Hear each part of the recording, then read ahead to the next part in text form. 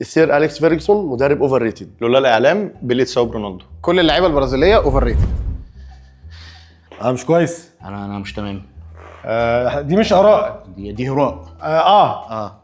يعني هتشوفوا بس ده مش تمام. انا مش عارف ليه غريب لسه بيتفرج على الكوره بعد اللي بيسمعه ده. المفروض يعني اللي هو انا مش عايز اقعد مش عايز اعيش مع البشر دي تاني. هتشوفوا بس يعني قبل ما تشوفوا اعملوا لايك وشير وسبسكرايب بالمره يعني مفيش مانع نعمل ده. زر الجرس برضه مفيش مانع.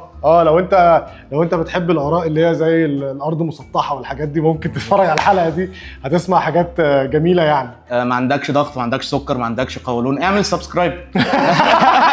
بجد هتتبسط جدا. هيجيلك ضغط سكر قولون. زمايلكم كلهم هنا يا جماعه. دي آراء كروية مثيرة للجدل، شوية منهم فعلا مصدقين اللي بيقولوه ده رأيهم الحقيقي، وشوية منهم بيحوروا وبيحاولوا يضحكوا علينا. والنهاردة أنا ويايا وصافي هنقابل واحد منهم ونحاول نكشف مين فيهم بيحور ومين فيهم فعلا مصدق اللي بيقوله، وفي آخر الفيديو هنشوف مين فينا يقدر يخمن أكتر عدد منهم صح.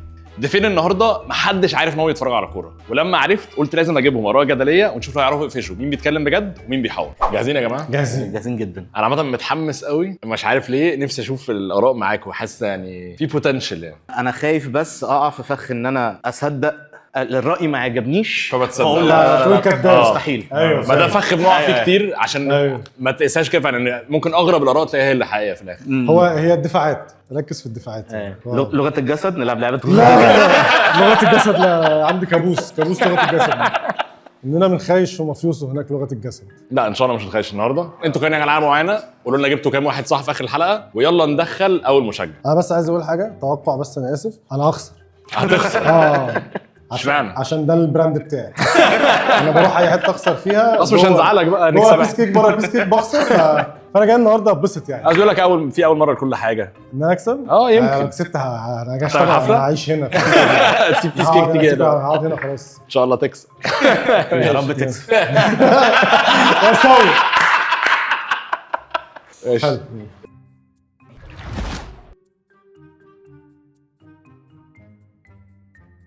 السلام عليكم. عليكم السلام. وعليكم السلام. معاكم كابتن محمد مجدي مدرب كرة قدم. ازيك يا كابتن؟ الله يخليك. كابتن كله محمد. تمام. كله حلو، انت ايه اخبارك؟ الحمد لله. حاسك عايز تطلع الراي. يعني على الهادي. عايز يروح بقى. رأيي ان سير أليكس فيرجسون مدرب اوفر ريتد.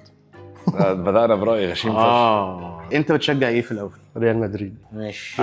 وانتر ميلان. انا ما افتكرش عمري سمعت حد بيقول الرأي ده في حياتي. طب فهمني. ليك سمعت؟ ادي ناس سمعت. طب ليه؟ فهمني. لا هو 25 سنة 13 دوري 2 تشامبيونز ليج. ده اكتر من 50% يعني.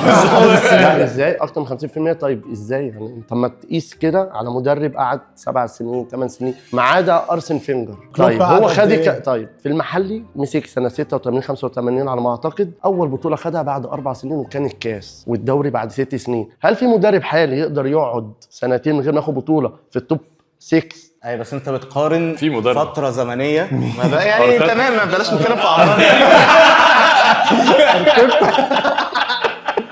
بتقارن فترة زمنية كروية مختلفة تماما عن الفترة الزمنية والله هي من اول ما الحالية. الكره اتخلقت لحد دلوقتي ما فيش 2 مدرب قعد 25 سنه غير ايوه بس السير. ما هو عشان هو ناجح. عشان كان بيكسب. عشان كان ناجح ومضمون. ما اعتقدش. طب هو نجح محلي؟ انا نفترض انه نجح محلي. نجح قوي يعني يعني. انا كارسنالي انا اعتقد يعني كمان انه ما نجحش محلي، لان انت بتتكلم في 51%، لان هو شارك في 25 دوري، خد 13 مثلا. عندنا اجيال كبرت بتشجع يونايتد بسبب الراجل ده. دي حقيقة. ما اعرفش. كبروا لقوا ده النادي اللي يعني الاهلاويه زي برضه. زي زي الاهلاويه. صحوا من ده بيكسب وانا بشجع التيشيرت طيب ده. ما انا زملكاوي وما شفتش الزمالك بيكسب وقلت اشجع الزمالك. ماشي، دي حاجة وعلى فكره انا تانية. بشجع ريال مدريد من 2002، كان لسه يعني ماشي، ما ده بدايه انت نفس حقبه منيله التيشيرت يعني. البيضاء برضه.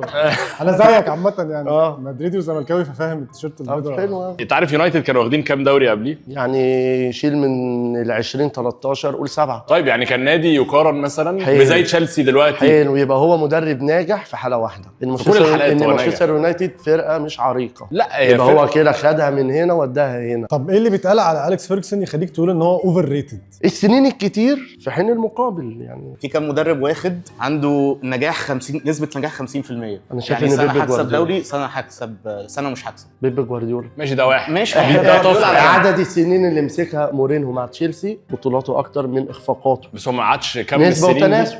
وبعدين برضو مورينيو لما راح تشيلسي كانت تشيلسي لسه بقى صرفه وابراموفيتش، ويعني بالنسبه لساعتها ده كان صرف. ده يبقى الانجاز. تعال نتكلم محليا. مين لا اجمد من انا عايزك فيرجسون تكلمني في الدوري اوروبي مش الانجليزي؟ محلي مع السير. ماشي بس جاوب على ده الاول. مين اجمد من في الدوري الانجليزي؟ مين اجمد من اليكس فيرجسون بالنسبه لك عشان اعرف هو ليه اوفر ريتد؟ طبعا مورينهو، طبعا جوارديولا. على فكره مش بقلل من السير، انا بقول ان هو واخد هاله كبيره قوي عن انت اصلا انت كمان حاطه ثالث واحد. طبعا مورينهو وجوارديولا دول يعني دول في حته ثانيه. بص انا جوارديولا ممكن اتفهمها لان هو الصراحه يعني خلى الدوري وان مان شو من ساعه ما راح. بس مورينيو ليه؟ يعني مورينيو السير اليكس فيرجسون نجح، هل جرب اختبارات اخرى غير الدوري الانجليزي بعيدا عن الدوري الاسكتلندي؟ مش لازم يجرب. لا لازم المدرب. هو ده نفس المنطق بتاع ميسي، ما كانش لما كان برشلونه يقعد يقول لك ما جربش. طبعا هل زيدان مدرب ناجح؟ هو نجح في الفتره دي ولكن ما يتحطش في التوب 5 لانه لازم يتجرب في بيئه اخرى في اوقات اخرى. يعني عندك مثلا مع الفارق، انا بتكلم هنا بقى في مصر شويه، جيزوالدو فيريرا احسن مدرب جه في تاريخ مصر، عمل ايه في مصر؟ مع الزمالك خد بطولات، راح اسيا كره مختلفه اجواء مختلفه، مع السد القطري خد بطولات، راح امريكا في البرازيل مع سانتوس خد بطولات، اوروبا مع بورتو البرتغالي خد 5 6 دوري ورا بعض. فاذا ده رايك الحقيقي، ده رايك الحقيقي. ايوه ده رايك الحقيقي. اتكلم عليه ازاي اكتر بكتير. اخر نقطه معلش. طب ده محليا السير اليكس، اوروبيا عمل ايه؟ خد 2 شامبيونز ليج في 25 سنه مع نادي يعتبر عريق زي مانشستر يونايتد، مش منطقي. ده كمان الموسمين اللي خد منهم شامبيونز ليج مره ضربات جزاء 2008 مع تشيلسي، ودي حظ، وكان ساعتها جون تير اعتقد عمل غلطه كبيره كانت تشيلسي هتاخد فيها البطوله دي، اتزحلق.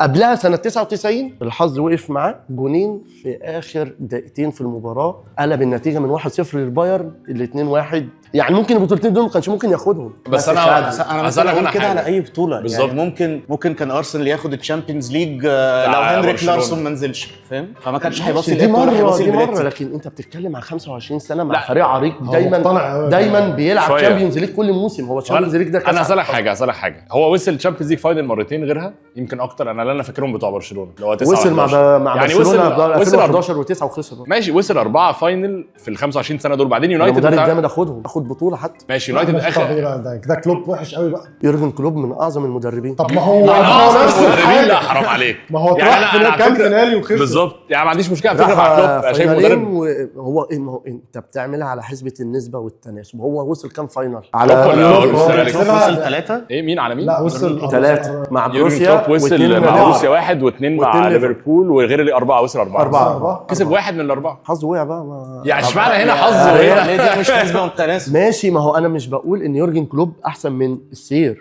انا ما قلتش. انا قلت هو بيقولوا اوفر ان يورجن كلوب ما خدش الهاله اللي خدها برضو السير يعني. عشان ما عملش اللي السير عمله. وبعدين انت بتقول على يونايتد، طب يونايتد خدوا كام تشامبيونز ليج قبليه؟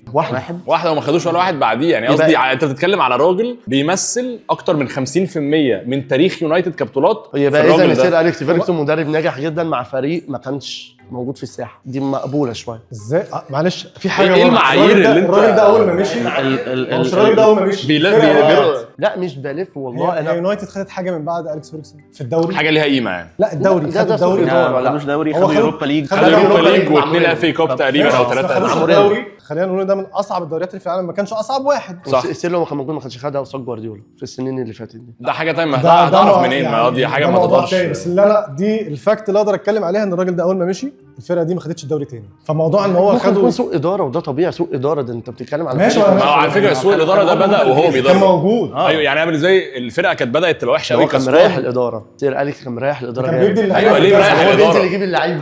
لا ليه مريح الاداره؟ عشان حتى والفرقه وحشه بيكسب ليه. اخر دوري ده شيل فان بيرسي وكام لعيب الفرقه كسر يعني بعد ما مشي بموسم جايين السبعه على الدوري. طيب هل المدرب يلعب لحد؟ بص انا بحترم كل المدربين بكل ارائهم كل اسلوب لعبهم. برضه لحد 2013 بيلعب 4-4-2 يعني كانت صعبه شويه في وقتها. طب انا هسألك حاجه، اتفضل. مين تاني مدرب اوفر ريت؟ اكيد مش السير اليكس الوحيد المنفوخ يعني. مين صديقه ارسن فينجر. بص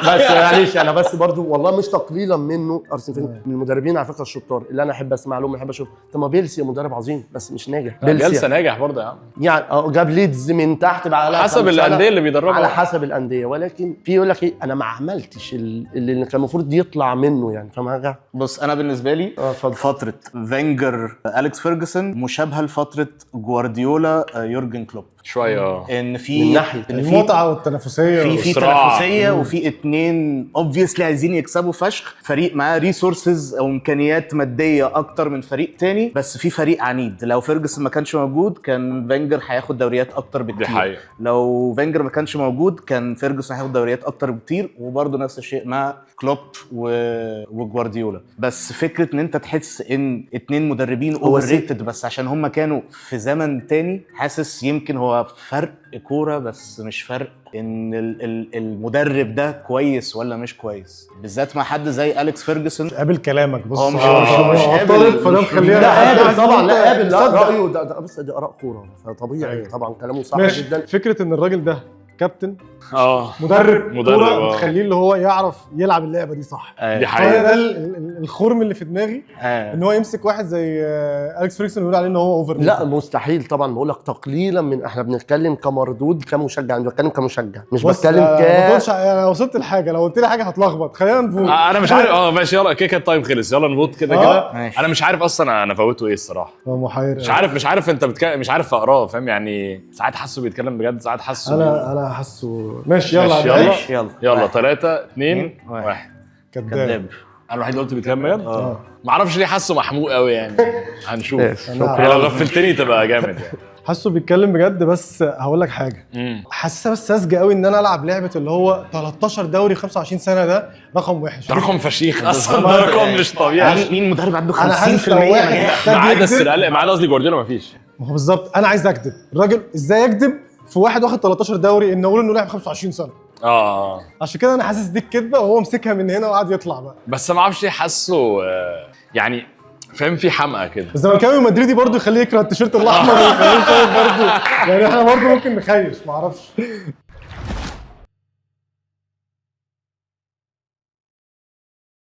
انا عبد الله محمد 27 سنه وبشجع الاهلي. ازيك عامل ايه؟ ازيك يا عبد الله؟ عبد الله محمد بتشجع الاهلي؟ بشجع الاهلي. الاهلي بس؟ الاهلي بس بقى. بره بميل شويه لبرشلونه بس مش قوي يعني. ماشي، ده عكسك تماما في كل حاجه، اهلي برشلونه. بس لو مثلا هم لو خسروا ما بتضايقش قوي، بس لو كسبوا عادي ماشي. رايي ان بيكيه اجمل من راموس بكتير. بيكيه اجمد من راموس؟ ايه رايك ان بيكيه اجمد من راموس بكتير؟ في اختياراته مثلا قصات شعر، بيزنس مان شاطر مثلا، عمل كينجز ليج، بس عرفنا يعني. هو كده اجمد من راموس في الموضوع ده. هو ده بس اللي هو اجمد فيه. لا هو اجمل من راموس، مش مدافع اللي يعتمد عليه في الماتشات الكبيره يعني. مدافع بيطرد كتير، غشيم، ما فيش محطوط في اطار ان هو اسطوره. هو مش اسطوره، هو لا حرام عليك يعني. لا انا ما فيش اسطوره يطرد في ماتش كلاسيكو، ماتش مهم كل ما احتاجه. ده بالعكس، محروق وفي حمق. ماشي، طب ما طرد. طب ما انا زي مثلا كامافينجا الماتش اللي فات. كامافينجا اسطوره. لا قصدي نفس المبدا اللي هو خلاص. ايوه بس كامافينجا راح يمسك الكوره عشان يعطل، يعني ده طرد متخلف. بس راموس انا قصدي راموس كان قال مين؟ بيكيه؟ لا فالفيردي لما كان في هجمه لموراتا راح يهجم لوحده بينفرد، قال لبيكيه اقتله. لا قال لفالفيردي اقتله. ماشي، ما ده مش صح. هي ستايل لعب، هو ستايل لعب، هو غشيم. انا اللعيبه الستايل ده انا بكره اللعيبه دي. يعني ستام بيبي اللي كان في مدريد برضه. لا لعيبه انا بالنسبه لي اي مدافع بالبروفايل ده لا مدافع قذر يعني. طب مين قصدك كاخلاق يعني مع كطريقه؟ لا ما هو انا دلوقتي ما ينفعش يبقى مدافع في انا محتاجه في ماتش والاقيه بيطرد لي في ماتشات مهمه كتير. راموس اتطرد في كام مره في حياته؟ كتير جدا، تقريبا معدي ال 20 مره. ايوه بس انا قصدي ان عشان اللي عملناها عامه في تحدي، فانا فاكر الرقم كان تقريبا 30 او 32. انا فاكر اكتر من 20. كتير قوي ده فاتوا سنه دوري، فاهم؟ اول مره افكر فيها كده. انا سخنت. طب معلش، انا في حاجه بس في الجمله دي غريبه. انا ما عنديش مشكله ان انت تبقى شايف ان راموس مثلا في ناس احسن احسن منه. بس ماشي. بيكيه يعني حتى في الدوري الاسباني ما يعني لو راموس مش عاجبك اكيد مش بيكيه هو اللي اجمد منه. لا عشان بيكيه مدافع احسن من راموس بكتير. ناحية إيه؟ يعني مش كل ماتش هيطرد لي. ماشي، انت ماسك في حته الطرد دي بس. ايوه لا يعني شيل ال 30 ماتش ده من مسيره راموس اللي فيه مثلا 700 ماتش. تمام ماشي. هو بيكيه تقريبا لاعب اكتر منه، بيكيه بطولات اكتر لا، منه، ما لعبش أكتر مؤثر اكتر منه. عايش اكتر منه طبعا. ازاي ما اعرفش. ثانيه واحده بس اكتر منه. ده راموس ده احنا خدنا تشامبيونز ليج على حس دماغه، تسلم دماغه. 2016 ماشي، ما انا مش جايب مدافع عشان يجيب لي جوان، انا جايب مدافع يدافع. يا ما ماشي جابرييل من ارسنال يا ريس بقى عشان ملوش لازمه السنه دي. عشان ده المدافع اللي بيعرف يحط جوان ده نعمه ده. ماشي ادفانتج، بس ده مش مهمته الرئيسيه، اكنك جايب نقاش مثلا طول يعمل لي انجار. ما حدش قال ان هي مهمته الرئيسيه. لو بيعرف لا حاجه، لا طبعا هي كوبايه شاي واحده. لا انا بالنسبه لي المدافع اللي بيبقى رايق ده اللي هو مش لو ستايل بيكيه، بيعرف يلعب بالكره اكتر. بيكيه بيعرف يطلع كان بالكره في اكتر طويل. بيك هو جامد قوي فيه. في مثلا موسم 2 كان، بس هو كان كام موسم اللي تقدر تقول عليه بيكيه عالمي؟ يعني بيكيه بعد كام سنه، اخر كام سنه ليه في برشلونه ما كانش حد عاجبه ده، وكان بيتركن دكه. ما عشان كان خلاص مش عايزه يلعب، كان خلاص كبر، وبعدين قصاد برشلونه راموس- نفسها كانت لا ما وحشة. كانش كده. وقصاد راموس اللي عمل مثلا 14 سنه استمراريه. ممكن في الاول لما كان رايت باك كان نص نص وكان بيتفتح دفاعيا جاي. هو اصلا في كاس العالم كان رايت باك. بس كاس العالم على فكره عمل كاس عالم حلو قوي، يعني كان واخد اصلا كستاتستكس، كان ارقامه جحده كدريبلينج كان مين بقى معاه في كاس العالم ده؟ راموس. لا هو بيتكلم على راموس. على راموس. هو راموس في كاس العالم ده كان باك رايت، وكان باك رايت، بس لاعب حلو بكيه تقريبا. مرات اللي لاعب حلو كباك رايت يعني. بس انا عندي سؤال. اتفضل. مين المدافعين اللي انت بتحبهم كباكات؟ باكات ولا قلوب دفاع؟ قلوب دفاع سوري. قلوب دفاع بحب عندك بيكيه، بحب هويسن جدا، بحب كوبارسي جدا. ماشي مين تاني؟ بحب فان دايك قوي. ماشي. انت عندك تايب يعني. عنده تايب انت فشخ. بتحب المدافع عنده الشيك تايب يعني. فشخ. طب جابرييل ولا صليبه؟ لا صليب. ماشي. هو طيب. هو طيب. طب انت مالديني ونيستا، انت عايز الشياكه يعني، انت عايز مدافعين شيك ما لا ما بيعوروش، بحبش مدافع اللي اصل ده بيسبب لي حاجات. لو راموس في فرقتي مثلا هتضايق جدا. تتضايق. بحبه بس كنت شايفه عنده قصور يعني. عنده قصور، كان يعني برضه كان غشيم في اوقات كتير. انا انت مش عندك حساسيه من موضوع المدافع الغشيم، مع ان دي انا بشوفها ادفانتج يعني. او بالانس ما بين حد كده وحد كده. الاثنين عاملين مثلا زي بيكيه وهويسن، عندك دفاع هيتفشخ يعني. انت لو واحد فعلا بيلعب عليهم هياكلهم. انت لا انا شايف لا بالعكس، مع ان لو في حد غشيم ده بيكلفني طرد لا ما انت محتاج برضو يعني قلب دفاع غشيم. لا عشان مش طول الوقت صدقني. يعني هينفع في هتحط هويسن قدام حد زي دروجبا مثلا هيتاكل. بس هينفعني في حاجات تانية كتير. تمام، بس انا عشت سنين في الشوط بتاعت التيشيرتات هنعمل شوط حلوه. بس عبد الله انت عمرك دخلت خناقه؟ انا عندي يعني دخلت خناقه بالضرب بس زمان يعني وانا صغير. وانت صغير بس يعني لو في خناقه في الشارع هتخشها ولا لا؟ ما بحبش الموضوع ده بصراحه. هو طيب هو ما بيحبش انت راجل مسالم صح؟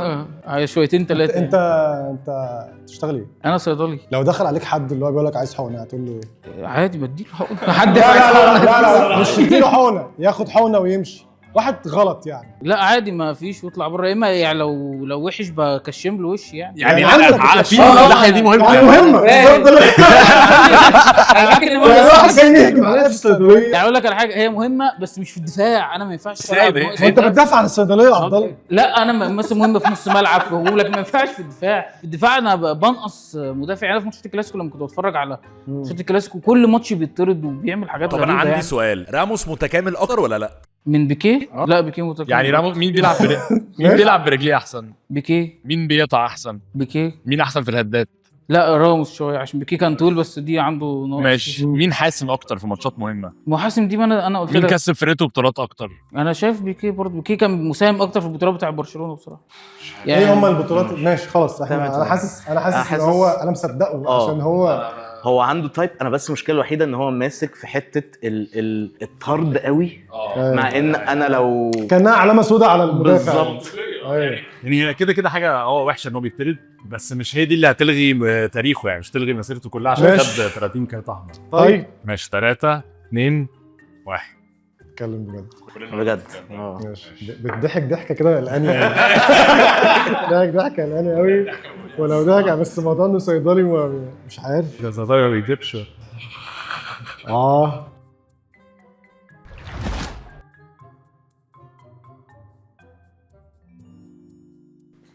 كويس. ازيكم؟ ازاي الاخبار؟ حسين اقول لك الرأي بتاعه طول قول لنا طولك الاول. 192 حسين عندك كام سنه؟ 33. ماشي. ايه رايك في الغريب؟ ميسي اعتمد في نجاحاته على الجيل الذهبي بتاع برشلونه ميسي اعتمد في نجاحه على الجيل الذهبي بتاع برشلونه. كارقام. البطولات اللي حققها كبيره كلها بسبب الجيل الذهبي بتاع برشلونه. هو ده رأي غريب؟ انت شايفه رأي مش غريب؟ انا مدريدي يعني. حاسس بس مش للدرجه يعني. مش للدرجه طبعا. لا مش للدرجه. ممكن اقول لك الفتره اللي بعد ما اخر واحد من الجيل الذهبي اللي هو انيستا بعد ما بطل المستوى بتاع البطولات الاوروبيه ما فيش، ما وصلش حتى للسيمي فاينل. طلعنا 3 مرات ب3 ريمونتادا، نابولي، روما و اجس ليفربول. انت ست. ايوه ليفربول. ايوه اللي هي 4-0. تروما انت بتشجع مين؟ مدريد. شجع. ماشي تمام. اصل هو بص بجد لما قال رايه انا ما استغربتش. حسيت هو جه الحلقه الغلط مش المفروض يقول حاجه تعصب. هو ما قالش هو ولا حاجه من غيرهم، بس اعتمد عليهم. طبعا اعتمد عليهم. ماشي كده. بس انا قصدي بشكل اساسي جمله بتقلل قوي من ميسي. لا مش بتقلل، هي حقيقيه. هو لو انا غلط صحح لي. الراجل ده مع الجيل ده خد كل حاجه. تمام. مع الارجنتين ما كانش عارف ياخد حاجه غير في الاخر خالص لما ربنا كرمه بكاس لما العالم. جه الجيل المناسب ليه. بس لا بس برضه في الارجنتين المنتخب ما كانش فاهم. لا يعني منتخب مش منتخب يعني اقوى. اكون يعني منتخب مش باكات. ايوه بالظبط. بقول لك ان هو منتخب واحد. بس ده الجيل اللي هو بعيد، ده اللي هو الحالي. بس مش جيل ذهبي فاهم. لا يعني مش ارجع جيل- ارجع بالاجيال القديمه بتاعت الارجنتين كانت احسن من الاجيال لما كان دلوقتي. بيلعب مع برشلونه في فتره برشلونه هو اعتمد على انيستا، بيكيه، اكيد فعلا بوسكيتس، كان ده تشافي. هل هيكسب كام البطولات دي من غيرهم؟ ماشي انا متفاهم دي شويه عشان ما عملهاش. فعلا هو فعلا في غيابهم هو كسبهم دوري لوحده في 18 19 مثلا. ده حقيقي. هو هو مش وشتيجن. هو وشتيجن وخدهم كده خدهم كتير قوي لمرحله ان هو بس عايز تركه معايا وكانوا بيقعوا. انا فاهم ان هو فعلا اكيد مهما كان مين عايز حواليه لعيب. بس هو مفيش بس مفيش الجملة- لعيب مفيش لعيب بيكسب آه. يعني. ديمبلي كسب الشامبيونز ليج علشان اعتمد على فيتينيا وجواو نيتو. طبيعي. بس كل الصفقات اللي جت بعد كده عشان تعوض الجيل الذهبي ده كلها فشلت. دي جريزمان. مشكله اداره، دي حاجه تانية. لا بس اللعبه كلها جايه بروفن يعني مش اداره. لما أنا- كوتينيو لما جه برشلونه كان بيلعب في ليفربول كان هو النمبر 1. ماشي. ما هو مش معنى انت جبت لعيب حلو ان هو هيساعد يتوظف الفرقة. حلو. زي مدريد دلوقتي. ما مدريد دلوقتي فيها لعيبه لو انت قلت لي على الورق اللعيبه دي هتيجي تلعب مع بعض ما حدش هيقول لا. بس مش متناغمين زي الفرق اللي بس اسهل. المشكله عندنا في مدريد فكره ان هو كل شويه تغيير مدربين، ان اربيلوا ده مش مدرب كان المفروض يصبر على تشافي الونزو. بس انت انا النظريه مش غريبه يعني. لا هي بتقلل من ميسي ولا هي بس بيكذب في ايه. ما هو فعلا اعتمد عليهم. بس انا حاسه بيقولها بشكل رئيسي. حاسه بيقولها تقليليه شويه. يعني قصدي يعني من غير الفرقه دي ما كانش هيوصل. مش لا ما كانش هيبقى اكيد احسن ما كانش لعيب يعمل في نفس العالم. الارقام. ما كانش يعمل مين نفس احسن الأرقام. لاعب في العالم بالنسبه لك؟ في التاريخ؟ زيدان. زيدان. طيب رونالدو ولا ميسي؟ رونالدو حتى وميسي معاه كاس كلاعب العالم. كامل، كلاعب بيجيب اجوان. ما بشوفش ان كاس العالم هو اللي بيحسمها. لان كده اللي مقتنع ان ميسي احسن كان هيفضل اللي هو احسن بعيد عن كاس العالم. ولو رونالدو اللي خدها السنه دي مثلا اللي شايف ميسي احسن هيفضل شايف ميسي احسن. وهترجع تقول ساعتها لا بس كان عمرهم ما كنا دايما الخناقه بتحصل ان ما حدش فيهم معاه كاس عالم لحد يمكن جزء كبير طلع نقطه بكاس العالم. دي حقيقه الصراحه. طب انا عندي سؤال. قول لي. هل ممكن تقول الرأي بتاعك على بعضه؟ ان ميسي نجاحاته كانت معتمده بشكل اساسي على الجيل الذهبي بتاع برشلونه. مش هل رونالدو نجاحاته معتمده على الاجيال الذهبيه اللي كانت في يونايتد او في مدريد؟ ويوفنتوس مفيش نجاحات يعني حقق ارقام كبيره جدا. ما كنتش يعني ما حدش كان متوقع لما راح يوفنتوس ان هو يحقق نفس الارقام. انا معاك. بس هو ما يعني حققش سكوت ماكتوميني مارادونا في ايطاليا دلوقتي. جاب ارقام اكتر برضه رونالدو. يعني في اي فرقه عامه لازم ال 11 لعيب يعني في اخر لعبه جماعيه. بس ما فيش مقارنه ما بين الجيل الذهبي بتاع برشلونه بالارقام اللي هم حققوها بالاجيال الثانيه بتاعت ريال مدريد، ما عدا سيزون واحد بس اللي هو بتاع مورينيو. يعني كأرقام. انت شايف ان ميسي في غيابهم او لا، يعني بالعكس. مش هنقول في غيابهم. يعني ميسي لو كان مثلا في لعيبه حلوه بس مش بمستوى تشافي وانيستا كنتش عارف يعمل حاجه. حط يامال لو جه مكان برشلونه يعني مكان ميسي في الجيل الحالي اعكسها العكس. لو يامال جه مكان ميسي في الجيل بتاع برشلونه الذهبي اللي هو بتاع مش هياخدوا نفس يعني الله اعلم. لا هو هياخد نفس الهايب لان هو ساعتها بقى دلوقتي هيبقى تحتيه داني الفيش، هيبقى نص الملعب بتاعه وفيه تشافي وانيستا. النهارده انت معلش حد بيساعد. بس ميسي كان جزء يعني لما مش شايف ان انت لو حطيت يامال مكان ميسي هيكسبوا كل اللي كسبوه. يعني ميسي مثلا 2009 هيكسب. الفاينل ده لا، الفاينل ده ميسي كان جايب جولين اصلا منهم جون هيد اللي هو حاجه مش منطقيه خالص. ماشي الجول الهات ده كان يعني صدفه يعني. طب مين كان احسن لعيب في ماتش 2009 ده بتاع يونايتد وبرشلونه؟ مش ميسي؟ اكيد ده احسن لعيب طبعا. بص تشافي برضه كان الموسم أحسن بتاع لعيب. 91 جون، يعني انت لو حطيت حد مكان ميسي هيعمل اللي ميسي عمله ده. الموسم بتاع 91 ده معظمه تاب انز. هو مش موسم، هي سنه يا كامله. سلام. السنة دي طب كلها ما أنت معظمها عندك بينالدو لا ماشي انا مش معترض، بس هو جاب اكزامبل لسيزون معين اللي هو بتاع 92 جول صح كده. دي كانت معظمها ايه؟ كان معظمها بينالتيز وتاب انز. مش يعني معظمها حتى لو تابنز ده معناها برضو ان هم عرفوا يعملوا الهجمه. طب ما انت ممكن تقول على ايوه هالاند عارف. بص انت قلتها دلوقتي، عرفوا يعملوا الهجمه معناها ايه؟ تشافي، انيستا، داني الفيش. انا ساكت عشان أنا بحاول اقراه انا مش عشان عارف افهم هو، مش عارف اقراه. عشان هي جمله اصلا بتلخبط. بص انا فاهم ان اللي انت قلته في الاول ان هو لو انت بتتكلم بيورلي كبطولات فاكيد طبعا الجيل ده ساعد، بس انا بتكلم الفكره الجمله نفسها حاسسها تقليليه شويه. حاسس انه فكره انه اعتمد عليهم في نجاحه معناه ان انت عايز تحط نجاح ميسي كله في ان هو كان حظه ان هو جه في الجيل هقول لك ده. اخر نقطه، اكيد مش كله 100%. يعني ميسي قصدي لو كان لعب في اي فرقه غير برشلونه ما كانش هيعمل اللي عمله. مش نفس اللي عمله طبعا، لا 100%. كعدد البطولات ولا كمسيره؟ لان ميسي الاثنين لا مسيره. لا. استحاله. ازاي استحاله؟ انا هسالك سؤال يعني ممكن يجي معاك في البطولات هسألك سؤال شويه. اخير. السنه بتاعت 2010 لما اسبانيا اخذت كاس العالم مين كان مستحق للبالون دور؟ جدليه ديبيتبل هتبقى جدلية، اكتر كان ما بين شنايدر وانيستا. مين اللي اخذها في الاخر؟ تشافي او انيستا طول في كاس العالم. ايوه بس عشان برشلونه مدريد في بروباجندا بالون دور معينه. ماشي بالظبط. بس غير كده الناس كلها في العالم كله كانت بتقول ان ساعتها اللي كان يستحقها شنايدر ومن بعديه انيستا. البروباجندا هي اللي مشيت في الاخر، يعني الراي اللي مشي في الاخر ان ميسي هو اللي لازم يطلع احسن هو او كريستيانو. يلا نصوت. نصوت. لا مش عارف اصلا يا اما انا جامد قوي في الحلقه دي يا اما انا مخيش في كل حاجه. يعني هو اول ما قال الراي وقال انه مدريدي انا حاسس يعني ده ممكن ده راي يطلع من واحد مدريدي. بس انت مقضي حياتك كلها بتحاول تقنع الاخر كان رونالدو احسن من ميسي. ايوه فانت اوريدي عندك في جعبتك حاجات تتكلم بيها. هو دخل فرش على طول بجاهز بكل حاجه. فانا يعني انا جاهز اصوت. ماشي خلاص يلا. بس انا مش بوصل عليكم يعني. لا اتأثرت كده. يعني امشي ورا قلبي. انا ماشي وراك. 3 2 1. انا كنت اقول كداب على فكره. طب ما تودي ما تخليك مختلف. لا قول ما تخليك مختلف.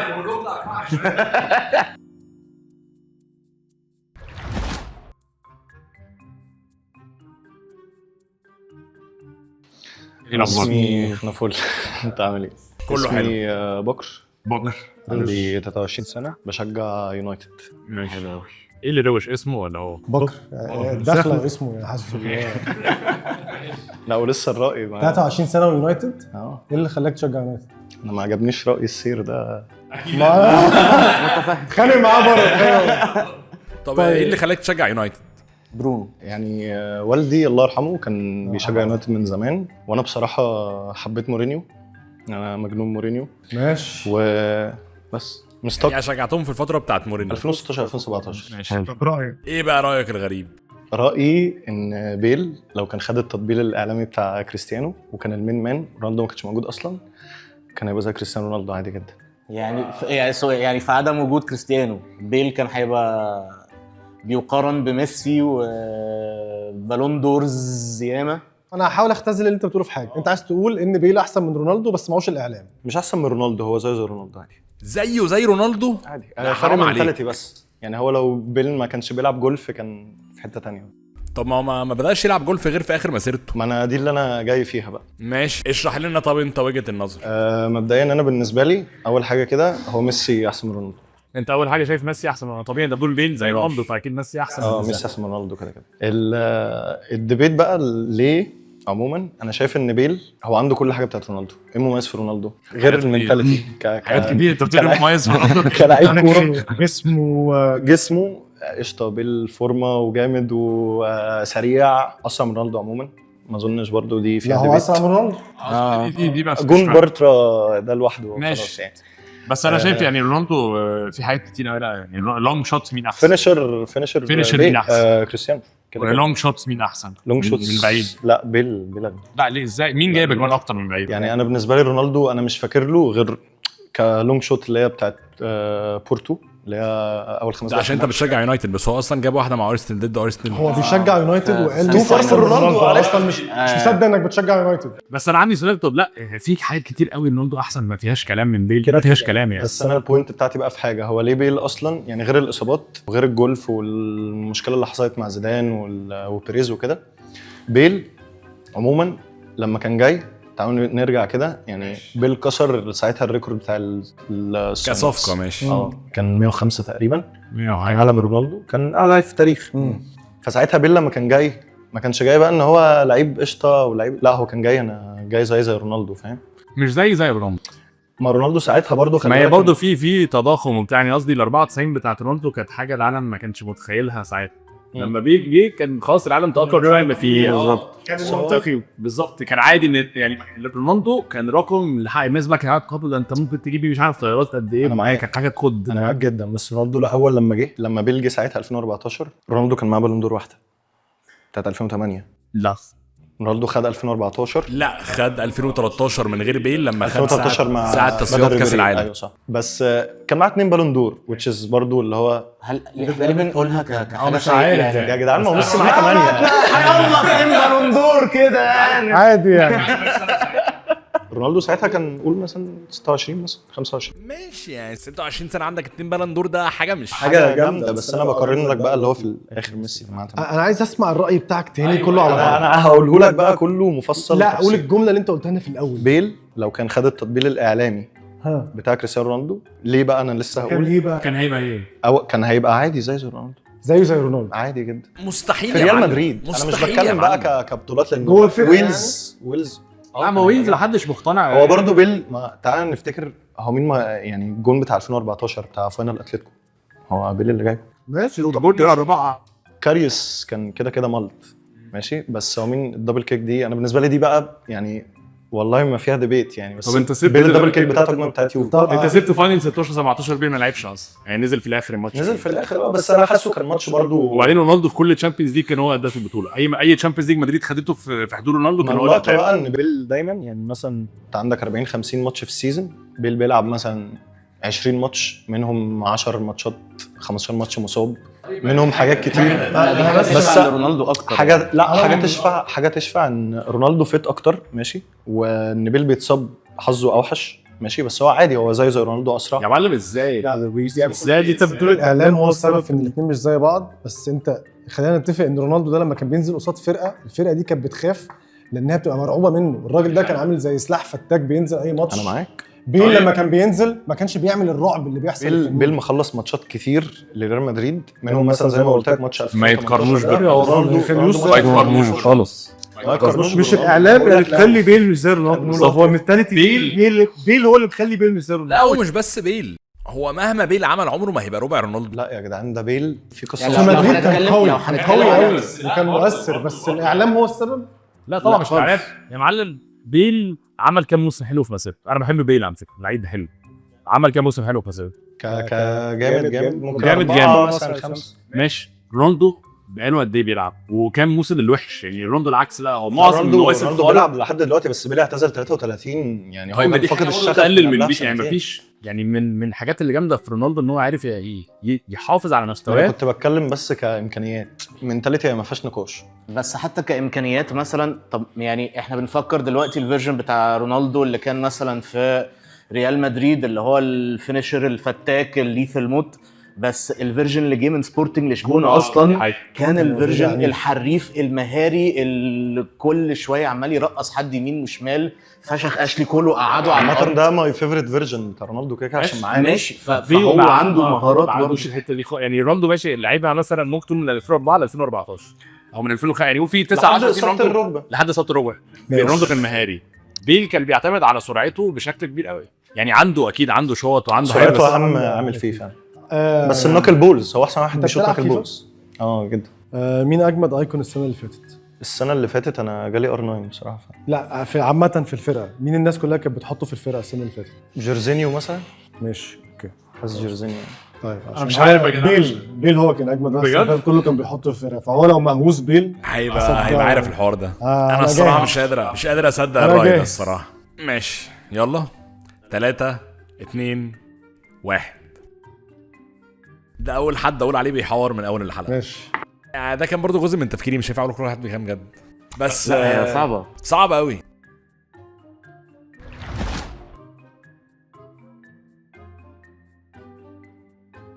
بص قبل ما تعرف نفسك كده انا حبيتك عامه. الله يحفظك. والله يعني الله يحفظك. في طاقه حلوه في طاقه حلوه بس في راي قذر. بالظبط والله عامة في الجون عندك انت بالذات قوي يعني.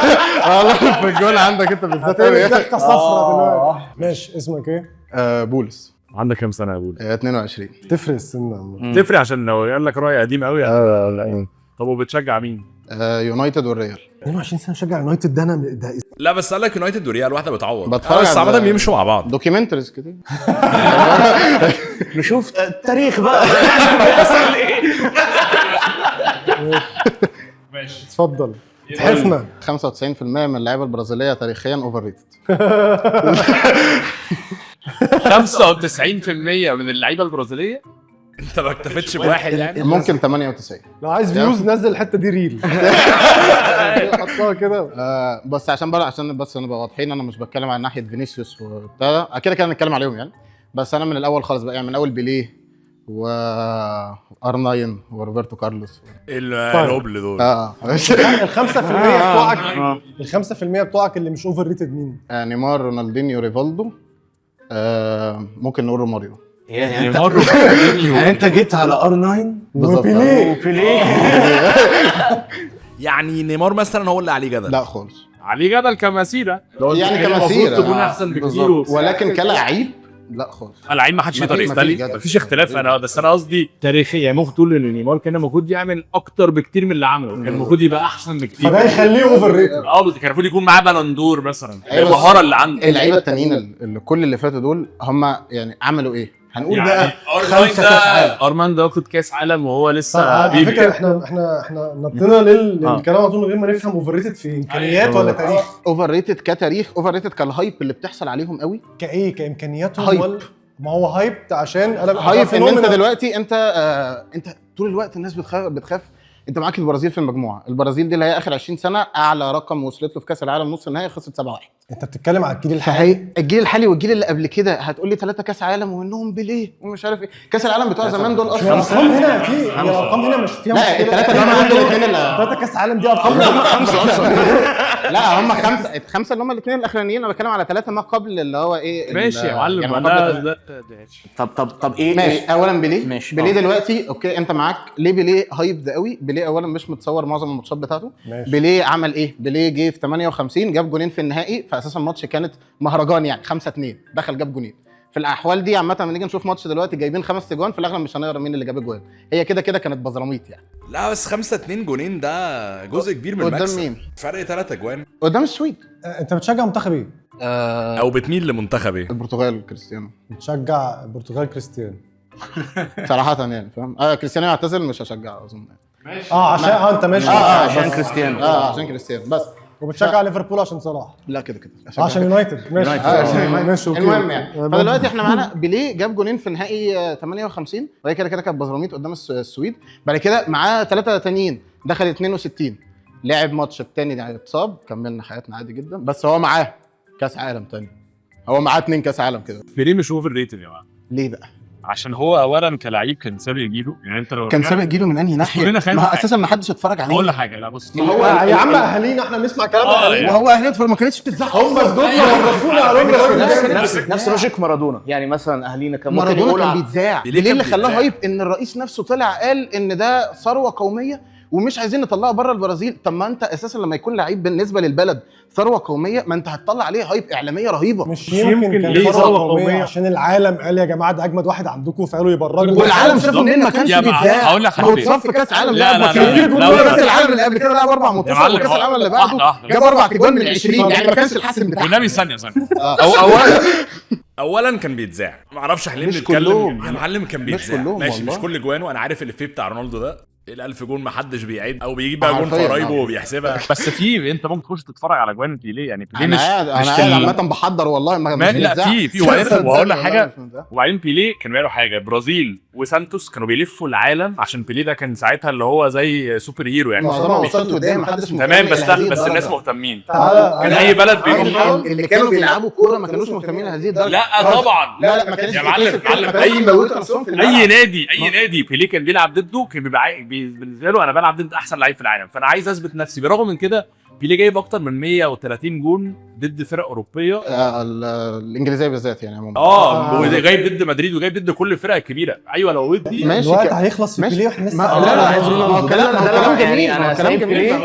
ودينا رونالدو بقى. لا روبرتو كارلوس الاول بس. روبرتو كارلوس بجد هنتكلم على الفاول صح؟ مش فاول على ميسي الحمد لله. اوكي الفاول اللي جه في ماتش ودي تمام. الفاول اللي جه في ماتش ودي اي حارس في العالم عمل عليها تراي بجد بتقعد تتفرج على حارس وهو قاعد بيتفرج عليها، هو مجرد بس ميس كالكوليتد تفتكر ان هي خارجه بره. ارجنتيني مثلا لو واحد عمل عليها تراي بامانه كده اتصاب. وحش يعني ما بيعرفش يلعب كوره. رونالدو R9 الظاهره جميل. ده الظاهره حلو. لعب معانا كام موسم؟ مين انت؟ لعب في الدنيا عموما كام موسم يعني راح الانتر. لا لعب نص سيزون جامد جدا، اتصاب قعد بعد كده بعدها بشويه قام. هو ما بداش في انتر يا عم، ما بداش برشلونه كان جامد ماشي. كان جامد، برشلونه كان جامد، انت لحد الاصابه كان جامد. ما لحد الاصابه دي اللي هي كانت بعد قد ايه من مسيرته؟ 5-6 سنين باين يعني. هو لعب في مسيرته 6 سنين ماشي. لا ظاهره. طب ثانيه واحده، صاحبته ضايقته وخسروا كاس عالم. ماشي 6 سنين صح؟ عمل ايه في 6 سنين دول كانجازات مع برشلونه؟ الانجازات في 6 سنين ايه؟ انجازات في 6 سنين ماشي. انا هو تمام 6 سنين، بس انت ما تحسبش ان هو حتى ظاهره من اللعيب 6 سنين. ايه هي الانجازات يعني كده انجازات التحضير لا بتاعك. ما انت هتقف على مبابي تحور علينا. ما انت لا ما انا هاجي اقول لك دلوقتي اوفر هايب. ما اقول لك اوفر هايب دي ليه؟ هو كويس في وقته، كويس قوي. ما هو مبابي كده لو وقفنا عند كاس العالم خلاص ده اعظم لعيب صغير في التاريخ. طب ما هو عمل ايه بعد كده؟ ما هو ما وصلش معانا في حاجه. طب راح الانتر قاعد يتصاب ويرجع ويقوم ويقف وبتاع، يجيب له انا عايز اصوت بجد. ايوه بتحترم مورينيو؟ مورينيو قال ايه على R9؟ على كويس. يلا بس عشان هل مفيش لعيب يتقارن بيه ولا حتى ميسي ورونالدو؟ كجوده مفيش حد ولا حتى ميسي ورونالدو يتقارنوا بجوده R9 بعيدا عن الاصابه. لعيب جوده كويس بس ما تدلوش الهايب قوي كده عشان هو اساسا ما عملش حاجه في ماشي. طب ما وصلش انا ممكن تقول لي التوب 3 بلايرز عندك في التاريخ بالنسبه لك؟ ميسي، كريستيانو، الثالث دي ممكن زيدان طبعا. بيل، في حد قال لنا بيل؟ لا طبعا. لا طبعا ده مش توب 30 ولا توب 300 يعني. يلا نصوت عشان ايه ده؟ لا استنى احنا ما دخلناش في فينيسيوس. لا مش محتاجه فينيسيوس كله في بيليه، الكوره اكل بيليه. يلا يا ريس. بس بامانه بيعصبني والله. بيعصبك بجد؟ انا بالنسبه لي اللي هو بيقوله ده تحضير، يلا ماشي. ده محضر. انا شايف انه محضر الاجابات المستفزه دي. مش حاسس، انا حاسس مفيش حد دخل متعصب. بالظبط. هو محموق قوي وانا اتعصبت. انا اتعصبت. علو صوتك يدل ايه على ضعف دي اللي هتكسبني دي. خلينا فاكرين دي اللي هتكسبني.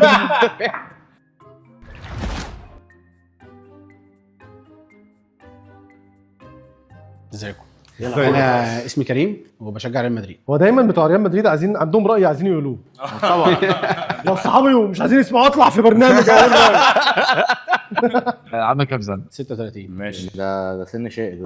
في تاريخ مدريد كتير ممكن تقول. يعني في حاجات كتير. اخترت ايه بقى؟ ايه الراي الغريب بتاعك؟ ان اتلتيكو مدريد لو كان بتلعب في الدوري الانجليزي كان زمانك اكتسحته. اكتسحته؟ ايوه. اتلتيكو مدريد لو في الدوري الانجليزي كانت هتكتسحه. مش هتكسبه، هتكتسحه بدون نقاش. ماشي. انا هقول لك حاجه بس، احنا قبل ما نيجي النهارده الصبح كنت بتكلم مع الراجل ده قال لي ان ارسنال هتكسب اتلتيكو مدريد في الشامبيونز ليج. انا مش عارف الحلقه نازله امتى. لا الحلقه نازله ممكن يكون ماتش اتلتيكو اتلعب. يبقى هنشوف هو الراجل ده صح ولا لا. بس هو فانت اوريدي انت مش طايق هو بيقول ايه. ده كده كده ليه هيكتسح بسهوله جدا؟ الدوري الانجليزي بيلعب على المساحات والجري والهجمات المرتده، الهجمات السريعه يعني. فبالتالي ده سيميوني هو ده شغلته، المساحات الفاضيه مرتدات بجوان على طول. ما يعني مش عارف لو مقتنع صراحه. يعني مين اكتر فرقه كسبت بريمير ليج في اخر فتره؟ اخر 10 سنين ممكن ريال مدريد مثلا. لا بريمير ليج مش شامبيونز ليج، ريال بريمير ليج. السيتي، هي سيتي، ليفربول، هي سيتي كاس مثلا 7 من 10. تمام. سيتي بتلعب كرة شبيهة لسيميوني، بتلعب كرة شبيهة بس مش لا ما بتلعبش نفس اللعب والريتم طول 90 دقيقة. ما بتلعبش كرة شبيهة. انا بس جوارديولا بيغير لعبه طول الماتش. انا معاك، بيغير لعبه، بيلعب هجومي، بيلعب دفاعي، بيلعب على المرتدات، بس مش بالطريقة بتاعت سيميوني ان هو طول الماتش قافل الدنيا. على فكرة ما كنتش بقول لك ان هو بيلعب، انا بسألك هو بيلعب شباب، شايف ان هو بيلعبوش مش شبه بعض خالص. تمام. مش شايف ان في اي مقارنه ما بين لعب جوارديولا. انا عارف هو ما بيبقاش تيكي تاكا وبتاع، بس برضه بعيد قوي عن لعب سيميوني. يعني الحرام بول بتاع سيميوني ده اقرب حاجه ليه ارسنال، بس طبعا بطريقه مختلفه. اصلا مؤخرا يعني بطريقه مؤخرا على السيمي فاينل الذي اصلا في الاول ما كانش بتلعب اللعب ده. ممكن اسالك اسئله بشكل مختلف شويه. طيب اتلتيكو مدريد قدام سيتي مين يكسب؟ في مواجهه مباشره. في مواجهه مباشره؟ ماتش مش في كل الظروف ان السيتي يكسب، ومش كل الظروف لا هنلعب لعبه مع بعض. هنلعب لعبه، ده مش في كل الظروف. لا هفهمك حاجه كده، احنا هنلعب لعبه مع بعض دلوقتي. تمام. انا هسالك 6 اسئله ورا بعض بسرعه كده تجاوب عليهم. اتلتيكو قصاد سيتي مين يكسب؟ حاليا باتلتيكو اتلتيكو يكسب حاليا بالوضع. ماشي، واحد اتلتيكو قصاد يونايتد مين يكسب؟ اتلتيكو طبعا. اتلتيكو قصاد ليفربول مين يكسب؟ بالوضع الحالي اتلتيكو برضه. قدام تشيلسي بالوضع الحالي برضه اتلتيكو. ارسنال لسه ما نعرفش، بس انا اعتقد برضه ان اتلتيكو اللي هتكسب الماتش. طب انا هسالك على حاجه، هي اتلتيكو كام على الدوري؟ 5 فرق دول اتلتيكو هتكسبهم. انا ماليش دعوه، هي كامل واحد. واحده اتلتيكو كام انت بتقول حاليا وبتاع اتلتيكو في الدوري كام على الدوري الاسباني حاليا؟ الرابع باين ولا الرابع؟ لسه خسران من إلتش امبارح. ماشي الرابع ماشي. اصل ما انت ده فريق بيلعب مع اكبر 2 في اوروبا، برشلونه وريال مدريد، وبيكسبهم. الفريق ده وصل نهائي تشامبيونز ليج مرتين ورا بعض، والظروف هي اللي منعته ان هو يكسب. كان بينه وبين تحقيق الحلم ده كانوا بيعملوا ايه في الشامبيونز ليج السنين اللي فاتت؟ مرتين ورا بعض، سنتين ورا بعض هو خسر النهائي ورجع السنه اللي بعدها. اتلتيكو مدريد في العموم ولا الفرقه بتاعت السنه دي؟ لا اتلتيكو مدريد في العموم. في العموم؟ طب يعني قدام يونايتد بتاعت فيرجسون. انا بتكلم ان هم عندهم شخصيه ان هم يقدروا يكسبوا اي حد. طب يعني انت قصدك ان الدوري الاسباني اصعب من الانجليزي بالنسبه لطريقه اللعب؟ الدوري الاسباني اصعب. اصل انا بالنسبه لي يعني فرقه واخده 2 دوري في الدوري الاسباني في اخر مثلا 25 سنه، ازاي هتروح تكتسح؟ ما لهمش الامكانيات ان هم يجيبوا لعيبه ان هم يكسبوا الدوري. يبقى ازاي هياخدوا الدوري الانجليزي اللي صار فيه بقى اضعاف؟ ما هو بالامكانيات القليله دي وبيوصلوا نهائي دوري ابطال وبينافسوا على الدوري. وصلوا نهائي دوري ابطال كام مره؟ وصلوا نهائي دوري ابطال وصلوا مرتين ورا بعض. مش ورا بعض اول. لا كانوا 13 14. لا كان 13 14 و15 16 في النص ما وصلوا. في دوري ابطال بيكسبوا بايرن وبيكسبوا برشلونه وبيكسبوا. ايوه بس دوري الابطال مختلف تماما عن الدوري، بدليل ان مدريد مثلا كان بتكتسح دوري الابطال وفي الدوري برشلونه بتكسب. يعني قصدي اللي انت محتاجه عشان الابطال مش هو اللي انت محتاجه الدوري الانجليزي عامه او اي دوري عامه. طب انا عندي سؤال. انت دلوقتي قلت لو كان موجود في الدوري الانجليزي على الفتره اللي فاتت كان هيكتسح. تمام ماشي، فده معناه ان هو بس اتلتيكو مدريد مش اقوى من ليفربول.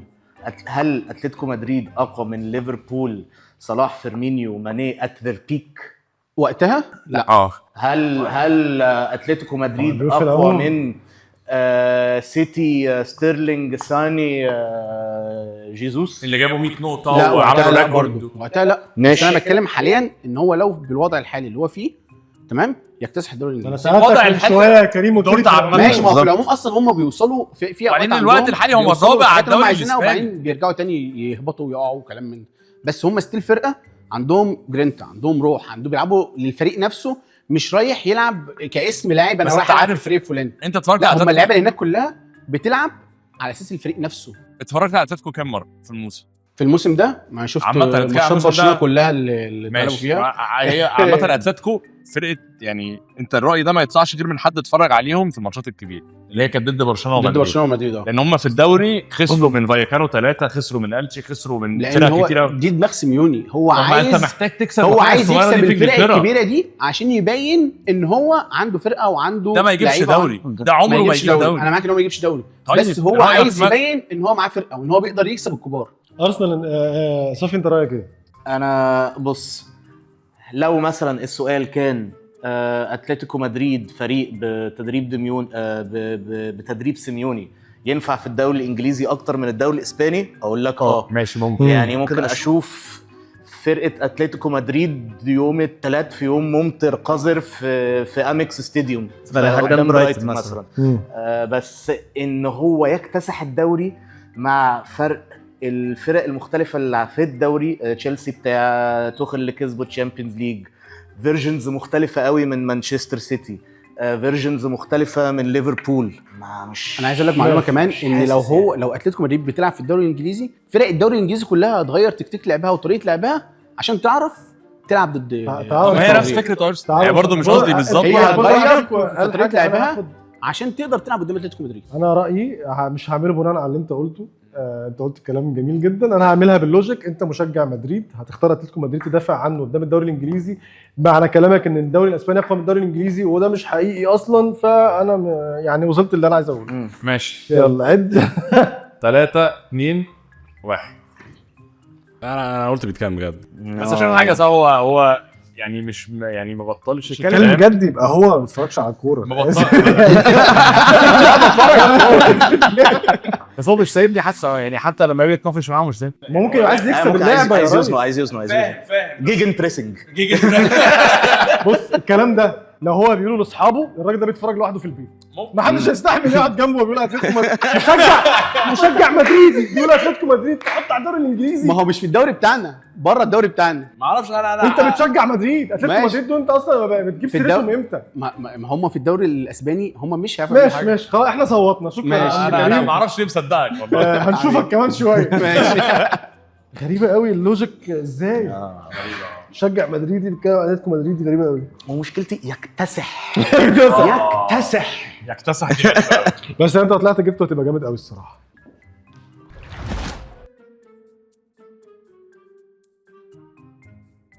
السلام عليكم. وعليكم السلام. انا محمد محسن، عندي 24 سنه وبشجع ريال مدريد.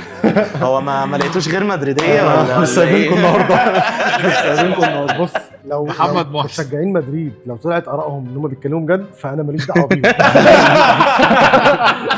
انا ما عدا لحد دلوقتي حسين اللي قال لك لسه اعتمد على الجيل ده ماشي. رايك ايه يا ريس؟ شايف ان زين الدين زيدان هو احسن مدرب في تاريخ الليجا. الليجا بالتحديد في تاريخ الدوري الاسباني عامه. لا يا عم. كنت هتحتاج تجيب حد بيشجع ارسنال عشان بس يبقى حتى مع صفي كده يبقى. طب انا عندي سؤال. اتفضل. اشمعنى قلت في الدوري الاسباني؟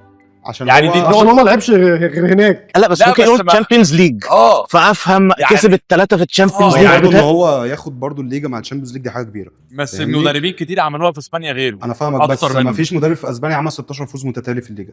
ماشي، يعني موسم استثنائي.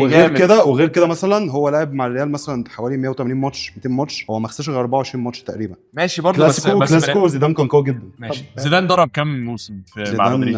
مع مدريد 16 17 18 دي الولايه الاولى اللي خد فيها هاتريك تشامبيونز ليج. هي كانت عامه كان نص موسم 15 16. بس ما اتحسبتش يعني ما كانش جاهز برضه. يعني ماشي، خد نص موسم وبعدين موسمين وبعدين رجع بعدها ضرب موسمين. بالظبط. وما رجع ضرب الموسمين عمل اداءات حلوه في الشامبيونز ليج، نافس على الليجا لاخر ماتش. احنا كنا فاتحين ماتش الاتليتي وماتش ريال كده، وبرضه كان رجع قبل السيزون ده خد الليجا. ايوه بس في الاخر واخد 2 دوري من وسط 4. مش هنحسب عادي. بيب ذات نفسه واخد 3 فاهمني، فالفرق مش كبير. محسن مين اجمل مدربين في التاريخ الليجا عامه؟ لا اقول لك من اللي انا عصرتهم. ماشي. زين الدين زيدان، ماشي. بيب طبعا، وانريكي.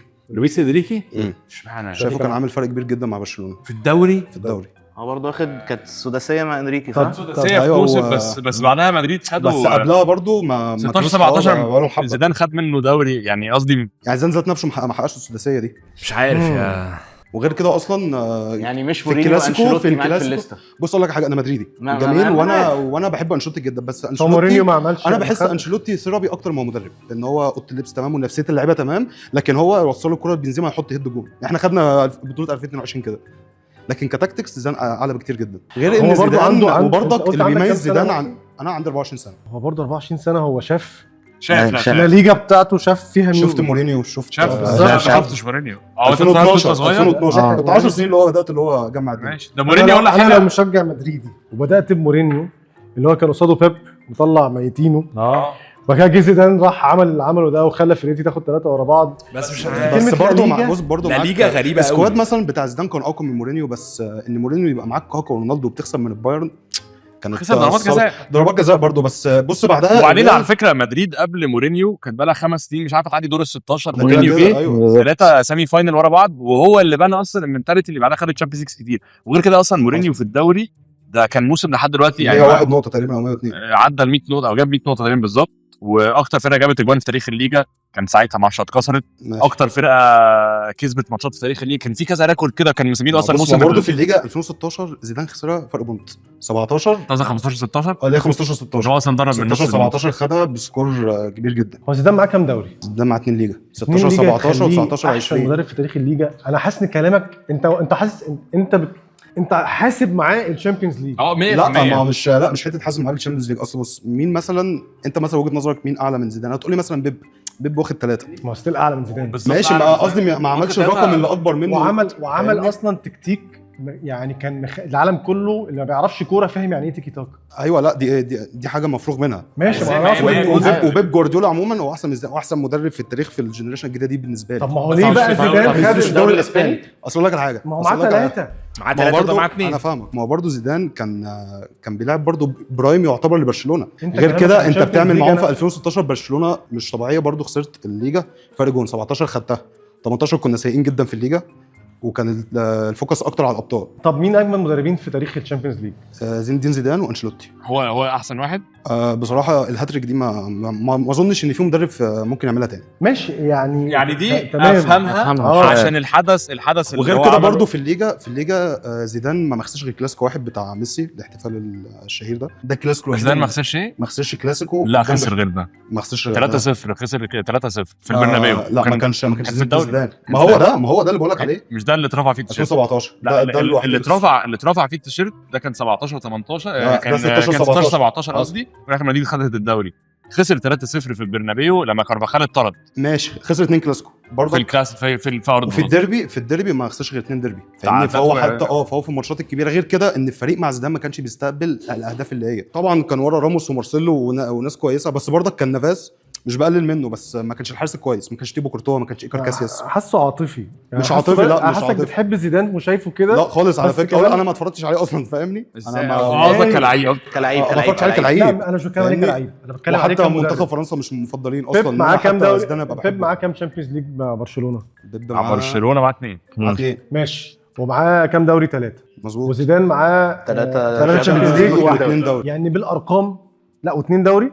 زيدان معاه 2 دوري. زيدان معاه ماشي 2. طيب يبقى 5 يعني 2 قصاد بعض صح؟ ايوه انا ما قللتش من ده ولا ده، بس انا شفت ان زيدان عمل حاجه جديده في اسمه ده عشان في الليجا. تحاسب الشامبيونز ليج معاه. لا ما هو بص، ما هو كون ان انت برضك تلعب ماتش في الشامبيونز ليج في الالينز ارينا قدام بايرن وبتعمل ماشي، ما انت كده مدخل الشامبيونز ليج. وترجع. لا ما هو انت برضك بترجع الليجا ما بتعملش اداء وحش، انا بتكسب اسف بس سكورات. انت بتقول يعني انا حاسس زيدان عمل حاجه مختلفه وجديده في الليجا، وفي نفس الجمله يعني في نفس السياق انت في بيب جوارديولا اللي عمل حاجه جديده. ايوه بيب جوارديولا تيكي تاكا كده كده الكورة.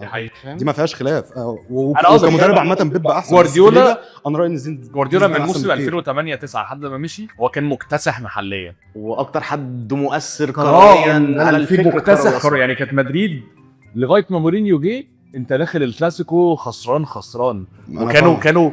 فرقه مرعبه. بس برضك ايام زين الدين زيدان كان اخر مدرب مسكنا كان بيلعب كوره في الليجا هو زين الدين زيدان جامد عامه. موسم 16 17 ده موسم فعلا استثنائي، كان ما خسرش عدد ماتشات رهيب وكانت فرقه حلوه فشخ وكان فيها ده بس برضه حاسس انت مسكت في نقطه في كتير قوي عملوها اللي زيدان عمله في الدوري. يعني هو في الشامبيونز ليج عمل حاجه ما اتعملتش في الدوري، في كتير عملوها. بيتكلم برزانه كده وادب. كده اللي هو هل بقى مين احسن لعيب في تاريخ الليجا؟ عاطفه ولا بجد؟ بجد انا بالنسبه لي هو كريستيانو رونالدو لان هو اسطورتي عامه. ماشي مش عارف انا دي يعني ممكن ابقى افوتها اي اتجاه الصراحه لان هو ماشي. خلاص كل واحد فيكم عارف يعمل ايه؟ لا ولا انا بالظبط. ماشي. طب السؤال الاخير اكيد ايه معايير الاحسن بالنسبه لك عامه؟ ما هو الاحسن في ايه؟ ما انت دلوقتي اظن في العلامه اللي سبق المدرب الاحسن. ما هو ماشي. انا ايه اللي كلمت يخلي مدرب احسن مدرب؟ وايه اللي يخلي لعيب احسن لعيب؟ احسن مدرب يعني اللي هو يتقال عليه احسن مدرب في التاريخ وكده ان هو مثلا اما يلعب دوري يلعب باسلوب كويس، يلعب انت تتفرج عليه يعني معلش انت لما شفت الليجا اللي خدها سيميوني احنا كلنا ما كناش طايقين نفسنا فاهمني. انت بتتفرج على كوره وغير كده بياخدوا جدا على الدوري ده. ماشي وبياخدوا 14 دقيقه اكسترا تايم. كانت حاجات غريبه يعني في الليجا دي. انا خايف اسمع فاهمني؟ حاجه اغير رايي. انا مش ما عنديش راي الصراحه. عم بيل نفسه طلع في الانترفيو قال لك زيدان ما كانش بيمرنا. تعالوا يلا قال لك الماتشات الكبيره بس غير بالظبط. 1 2 3 انت لسه قاعد كلنا بنتكلم جد. حاسه هو مصدق ده. انا مش مقتنع طب ما تغير انت يمكن تطلع منها عشان ممكن تاخد واحده لوحدك. بقول لك بحبك وبحب تريفلز مع ليه بقى بقول لك شكله عامل حلو اقلبها.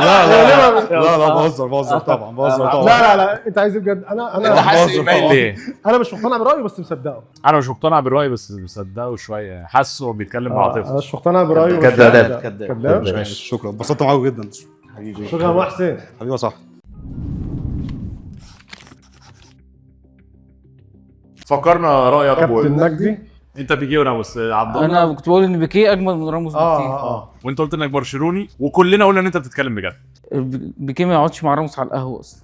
يا ابن اللعيبه يعني انت من ناحيه اصل ممكن تكون عمال تقلب فينا. لا بكذب طبعا. انا بشجع اهلي ومدريد اصلا. انت اصلا مدريدي يا اصلا محاور في كل حاجه النهارده. هم ينفع يكذبوا فما بيشجعوا مين؟ ينفع يجاوب اي يا حاجه. نهار اساميهم انت ما قلتلناش كده يا عم. يا اصلا التايب بتاع راموس ده التايب بتاع المدافعين بتاعي اصلا. بحب امال ايه حوار كوبارسي وهويسن اختار لك والله جامد حلو جامد قوي يعني. قفلت لك. انا مبسوط بان انت رايك. كلنا قلنا بجد صح؟ كلنا قلنا بجد. يا الله صراحه تمثل يعني. ربنا يخليك. تقولنا انت بعت لنا. ربنا يخليك. وموضوع الصيدله ده عرف يطلع منه. وانا فاكر ان انا جبتك. قلت يحيى ضايع وتغفله. يا الله. انت قلت ان ميسي اعتمد على الجيل الذهبي بتاع برشلونه في معظم نجاح. ده حقيقي. انا اسف قبل ما هل انت بجد مدريدي؟ هنشوف. لا ليه عصبني؟ لا احنا كلنا قلنا ان انت بتتكلم بجد. هل ده كان رايه بجد؟ ده برشلونه. احنا اوحش ناس جت البرنامج ده. ميسي باي فار احسن لعيب جه في التاريخ. والله العظيم كان بيترعش. والله كان بيترعش. انا بقول في ثواني. وانت قلت لي بلاش لغه الجسد. كل حاجه انا بتفكر متوتر عادي. لا طبعا توتر عشان كذاب في اصل وشي. كذاب جدا اكيد كذاب جدا. ده انت متجوز؟ انت مراتك بتقفشك كده. انا خايفه مني دلوقتي. طب انا عندي سؤال، انت شايف ميسي ما اعتمدش على الجيل ده؟ اعتمد بس حتى من غيره هو جامد. لو لعب لوحده 11 منين؟ واحد صاحبك مدريدي قال لك الكلام ده فانت خدت كل اللي قاله صح؟ انا قلت كده. ايوه هو قال كده. في حد من صحابك قال لك القرف ده كله وانت اخوه. انتوا عيله طلعت واحد مدريدي وواحد برشلوني؟ انا الوحيد، انا واخواتي كلنا برشلونيين ما عدا اخويا الصغير ولا الوسطاني؟ وسطاني عايز يبان. عقدة الوسطاني. كابتن محمد مجدي. انت قلت لنا ان السير اليكس اكتر مدرب اوفر ريتد جدا، يعني واخد اكبر من حجمه بكتير، وكنت بتدافع بحرقان مش طبيعي. كلنا قلنا بتتكلم بجد. لا انا قلت انه كداب. ثانيه انا الوحيد اللي قلت اتكلم بجد. خد نقطه راحتي تبقى حلوه.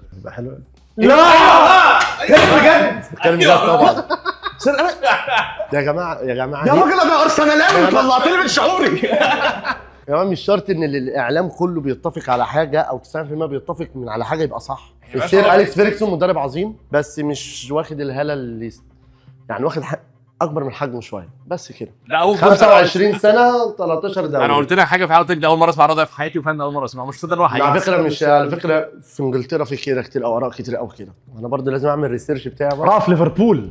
ايوه بالظبط. والله في لندن. والله مشجعين اليونايتد. يعني اللي عمله مع يونايتد ده مش هتشوفه تاني، ما اظنش هنشوفه تاني معاه. ليه؟ عادي يجيبوا جوارديولا عادي، هيعملوا زياده عادي كده. انا لحد دلوقتي عامل موسم صفري. مشجع مدريد. طب ما هو مورينهو يعتبر مدرب ناجح يا جماعه مع اليونايتد، وهو طلع مورينهو يعني انت عمل خلص تاني. ايوه صح يعني انت شايف. لا احنا كده بنلعب تاني يا عم. وانت خدت النقطه. بلاش بس انا زي ما خلاص بقى معاك. انا خدت النقطه. انت صح حبيبي.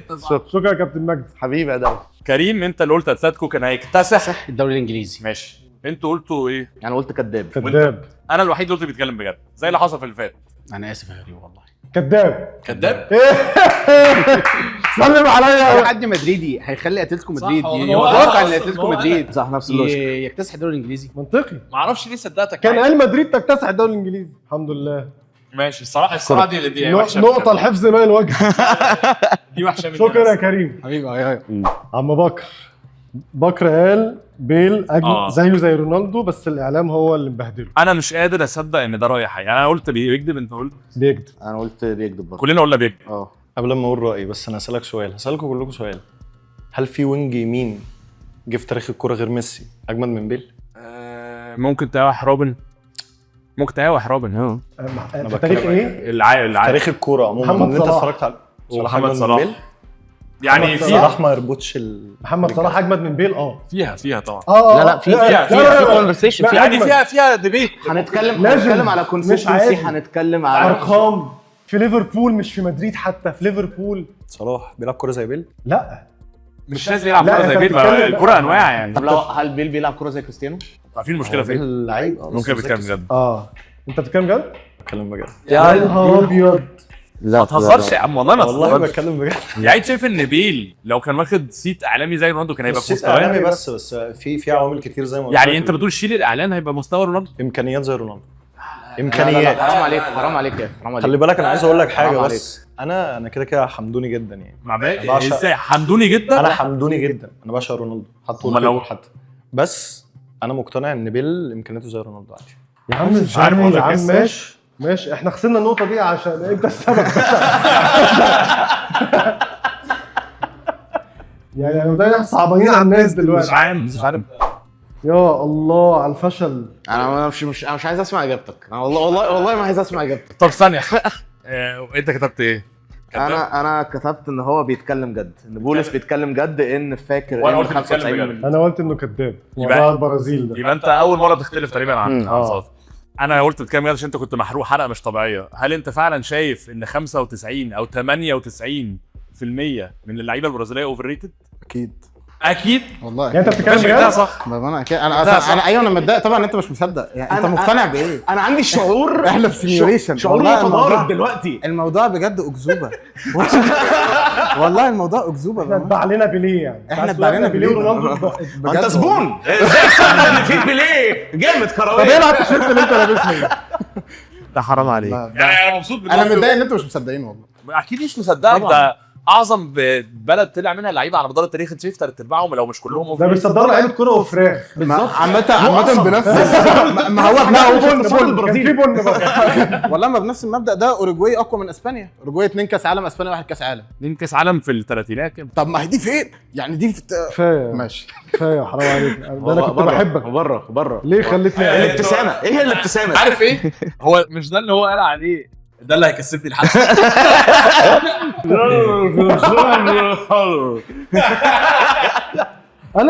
انا بخسر في كل حته مش عارف ليه صدقت. احنا عرفنا ليه. ماشي شكرا. يا الله انا كان ناقص لي واحد. انا فشلت في كل حاجه. فانا بقول لك انا خسرت ومحسن باصص لي بعتاب. واضح ان انا خسرت. ثانيه واحده. انت قلت ان زيدان اجمد مدرب في تاريخ الليجا بالتحديد. مظبوط. انا ما اعرفش ليه مشيت مع يحيى. انا قلت بجد. لا انا كنت بكذب.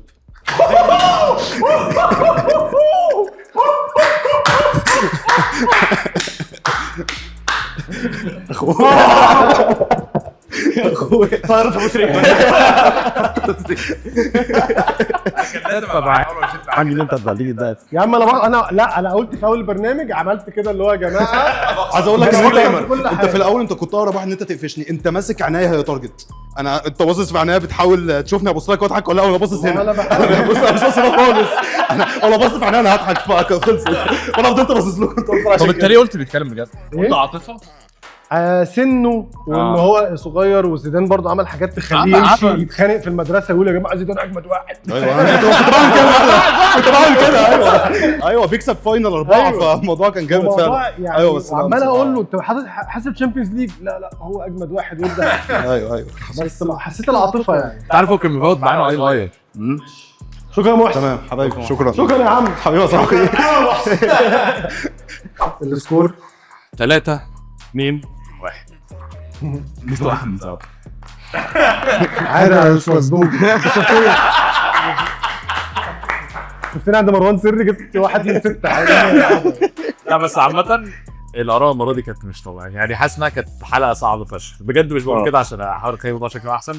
دي كانت اصعب مره الشباب ما كانتش بتتقري نهائيا. ما بتتقريش وحاجات انا عايز يعني انا لسه هتكلم مع بولس يعني فاهم انا مش فارق معاك سياسه الحلقه، عايز اقعد اتكلم مع بولس. لا بولس ده اكيد مصدق ان الارض مسطحه. قال لك احنا في ماتريكس وبياكلونا حاجات وبيليه ما تصورش اصلا ومحدش طلع القمر. الحوض الجليدي واقفين حاطين بلاي هناك. بولس في حته ثانيه يعني. بس هو اكيد صعب.